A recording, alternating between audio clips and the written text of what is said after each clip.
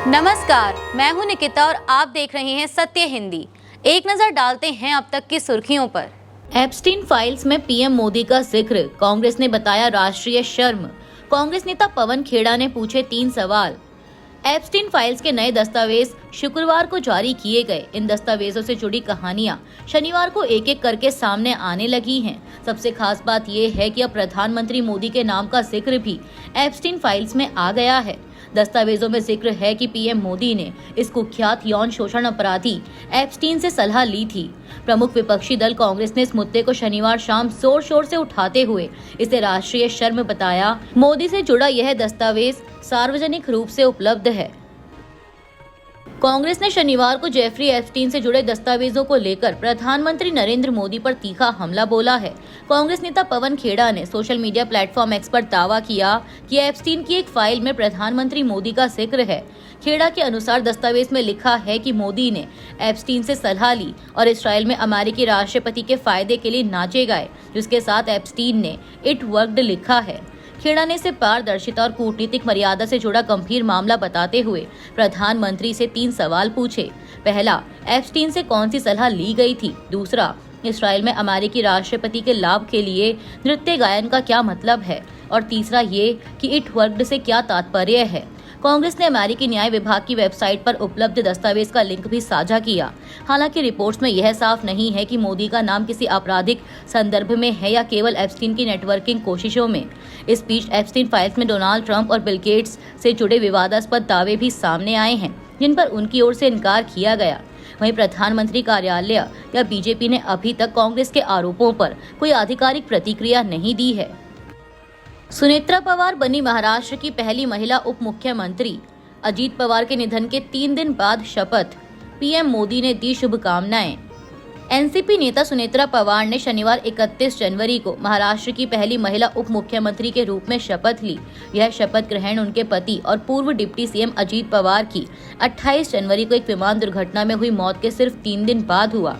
राज्यपाल आचार्य देवव्रत ने उन्हें पद और गोपनीयता की शपथ दिलाई। समारोह में मुख्यमंत्री देवेंद्र फडणवीस, उप मुख्यमंत्री एकनाथ शिंदे और महायुति गठबंधन के कई वरिष्ठ नेता मौजूद रहे। एनसीपी विधायक दल ने सर्वसम्मति से सुनेत्रा पवार को अपना नेता चुना था। 62 वर्षीय सुनेत्रा पवार सामाजिक और सहकारी क्षेत्र में एक्टिव रही हैं और 2024 में राज्यसभा सदस्य बनी थीं। उनकी नियुक्ति से एनसीपी में पैदा हुआ नेतृत्व संकट फिलहाल टल गया है। साथ ही दोनों एनसीपी गुटों के संभावित विलय की प्रक्रिया पर भी अस्थायी रोक लग गई है। यह फैसला राजनीतिक और भावनात्मक दोनों दृष्टि से बेहद अहम माना जा रहा है। एनसीपी नेता सुनेत्रा पवार के महाराष्ट्र की उप मुख्यमंत्री बनने पर प्रधानमंत्री नरेंद्र मोदी ने सोशल मीडिया प्लेटफॉर्म एक्स पर एक पोस्ट कर उन्हें बधाई दी। पीएम मोदी ने कहा कि सुनेत्रा पवार जी को महाराष्ट्र की उप मुख्यमंत्री के तौर पर अपना कार्यकाल शुरू करने पर बहुत बहुत शुभकामनाएं। वह इस जिम्मेदारी को संभालने वाली पहली महिला हैं।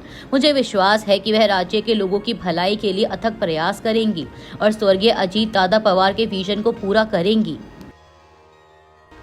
सुनेत्रा पवार ने ली महाराष्ट्र की उप मुख्यमंत्री पद की शपथ, बनी राज्य की पहली महिला डिप्टी सीएम। दिवंगत एनसीपी प्रमुख अजीत पवार की पत्नी सुनेत्रा पवार ने शनिवार को महाराष्ट्र की उप मुख्यमंत्री के रूप में शपथ ली। वह इस पद पर पहुंचने वाली राज्य की पहली महिला बन गई हैं। यह पद पहले अजीत पवार के पास था, जिनका बुधवार को बारामती में एक विमान दुर्घटना में निधन हो गया था। सुनेत्रा पवार को राज्यपाल आचार्य देवव्रत ने मुख्यमंत्री देवेंद्र फडणवीस और उप मुख्यमंत्री एकनाथ शिंदे की मौजूदगी में शपथ दिलाई। समारोह के दौरान भावुक माहौल देखने को मिला। सैकड़ों पार्टी कार्यकर्ताओं और नेताओं ने अजीत दादा अमर रहें के नारे लगाए और अपने दिवंगत नेता को श्रद्धांजलि दी। सुनेत्रा पवार की शपथ से अनजान शरद पवार बोले, सुनेत्रा पवार की डिप्टी सीएम बनने की जानकारी नहीं। महाराष्ट्र की राजनीति में उस वक्त हलचल तेज हो गई जब एनसीपी एसपी प्रमुख शरद पवार ने कहा कि उन्हें सुनेत्रा पवार के महाराष्ट्र की उप मुख्यमंत्री के रूप में शपथ लेने की कोई जानकारी नहीं है। 31 जनवरी 2026 को बारामती में प्रेस कॉन्फ्रेंस के दौरान शरद पवार ने कहा कि यह फैसला सुनेत्रा पवार की पार्टी ने लिया होगा और उन्हें इसकी जानकारी मीडिया से मिली है। उन्होंने साफ किया कि पवार परिवार का कोई भी सदस्य शपथ समारोह में शामिल नहीं होगा, क्योंकि ना तो कोई चर्चा हुई, ना ही कोई निमंत्रण मिला। वहीं अब शरद पवार के इस बयान से एनसीपी के दोनों गुटों के संभावित विलय पर सवाल खड़े हो गए हैं। बता दें कि अजीत पवार की मौत से पहले विलय की चर्चा चल रही थी, जिसकी पुष्टि शरद पवार ने भी की। उन्होंने कहा कि अजीत पवार की इच्छा थी कि दोनों गुट एक हों और जयंत पाटिल, शशिकांत शिंदे जैसे नेताओं ने बातचीत शुरू की थी। विलय की तारीख 12 फरवरी 2026 तय थी, लेकिन अजीत की मौत से रुक गई। शरद पवार ने कहा कि अब भी उनकी इच्छा पूरी होनी चाहिए। हालांकि हालिया घटनाक्रम से दोनों गुटों का विलय फिलहाल मुश्किल नजर आ रहा है।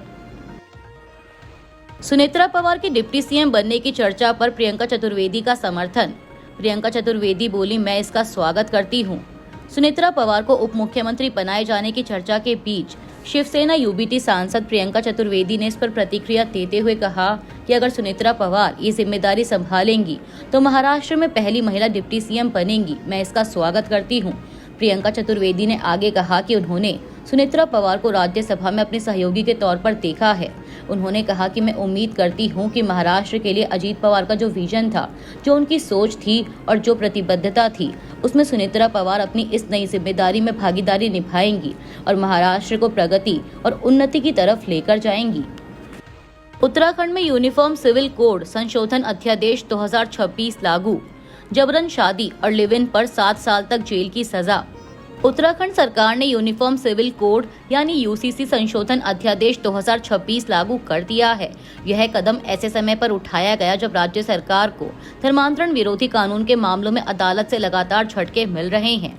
संशोधित यूसीसी में विवाह और लिव इन रिलेशनशिप से जुड़े अपराधों के लिए सख्त दंड का प्रावधान किया गया है। जबरदस्ती, धोखाधड़ी या बल प्रयोग से विवाह या लिव इन कराने पर अब अधिकतम 7 साल की जेल हो सकती है। बिना तलाक के दूसरा विवाह या लिव इन या एक साथ कई लिव इन और धोखे से तलाक लेने पर भी कड़ी सजा तय की गई है। नाबालिग के साथ लिव इन पर 6 महीने तक की जेल और जुर्माने का प्रावधान है। सरकार का कहना है कि 1 साल पहले लागू यूनिफॉर्म सिविल कोड की समीक्षा के बाद ये बदलाव किए गए हैं ताकि कानून को ज्यादा स्पष्ट और प्रभावी बनाया जा सके। वहीं धर्मांतरण विरोधी कानून के मामलों में अदालतों द्वारा आरोपियों को बरी किए जाने से सरकार की मुश्किलें बढ़ी हैं। अमित शाह का टीएमसी पर तीखा हमला, बोले केंद्र से भेजा गया पैसा टीएमसी के सिंडिकेट में चला गया। पश्चिम बंगाल के उत्तर 24 परगना में एक जनसभा में केंद्रीय गृह मंत्री अमित शाह ने टीएमसी और मुख्यमंत्री ममता बनर्जी पर तीखा हमला बोला। अमित शाह ने कहा कि प्रधानमंत्री नरेंद्र मोदी ने बंगाल के विकास के लिए कोई कमी नहीं छोड़ी और केंद्र सरकार ने राज्य को करीब 10 लाख करोड़ रुपए से ज्यादा की सहायता दी है। उन्होंने बताया कि बंगाल में 12 नई ट्रेनें भी शुरू की गयी। अमित शाह ने आरोप लगाया कि केंद्र से भेजा गया पैसा टीएमसी के सिंडिकेट में चला गया और गांव व गरीबों तक नहीं पहुंचा। उन्होंने जनता से सवाल किया कि क्या उनके गांव में विकास दिखाई देता है। शाह ने वादा किया कि अगर राज्य में भाजपा की सरकार बनी तो केंद्र का हर रुपया सीधे जरूरतमंदों तक पहुंचेगा। इसके साथ ही उन्होंने टीएमसी पर चुनावी हिंसा का आरोप लगाते हुए कहा कि टीएमसी के हाथों भाजपा के 7 कार्यकर्ता मारे गए, सैकड़ों घायल हुए और कई लोगों को झूठे मामलों में जेल भेजा गया। भारत और अमेरिका के बीच ट्रेड डील जल्द संभव, पीयूष गोयल बोले डेडलाइन नहीं संतुष्टि जरूरी। भारत के वाणिज्य मंत्री पीयूष गोयल ने कहा है कि भारत और अमेरिका के बीच प्रस्तावित ट्रेड डील अब पूरा होने की ओर बढ़ रही है और इसमें कोई बड़े अड़चन वाले मुद्दे नहीं बचे। भारत यूरोपियन यूनियन मुक्त व्यापार समझौते पर हस्ताक्षर के 3 दिन बाद हिंदुस्तान टाइम्स को दिए इंटरव्यू में उन्होंने बताया कि भारत किसी तय डेडलाइन के दबाव में डील नहीं करता और जब दोनों पक्ष संतुष्ट होंगे तब इसे अंतिम रूप दिया जाएगा। गोयल ने कहा कि भारत अमेरिका की बातचीत पिछले साल से चल रही है और अगस्त में ट्रंप प्रशासन द्वारा लगाए गए 50% टैरिफ के बाद भी पर्दे के पीछे वार्ता जारी रही। अमेरिकी कांग्रेस में आरएसएस का लॉबिंग अभियान खत्म, दस्तावेजों से हुआ खुलासा। 3.3 लाख डॉलर भुगतान का मामले को लेकर जांच की मांग तेज। रिपोर्ट सामने आने के बाद दिसंबर में लॉबिंग रजिस्ट्रेशन में संशोधन कर इसे समाप्त दिखा दिया गया। इस मामले पर विवाद इसलिए भी हुआ क्योंकि स्क्वायर पैटर्न बोगस ने फॉरेन एजेंट्स रजिस्ट्रेशन एक्ट यानी FARA के तहत पंजीकरण नहीं कराया, जबकि विशेषज्ञों के मुताबिक यह जरूरी था। आरएसएस ने पहले इन आरोपों से इनकार किया था। रिपोर्ट के बाद विपक्षी नेताओं ने जांच की मांग की है। दस्तावेजों से साफ है कि फिलहाल आरएसएस अमेरिका में किसी लॉबिंग फर्म के साथ काम नहीं कर रहा, लेकिन भुगतान और कानूनी पारदर्शिता को लेकर सवाल अब भी बने हुए हैं। अभी के लिए इतना ही। बाकी की देश दुनिया की बड़ी खबरों के लिए जुड़े रहिए सत्य हिंदी के साथ।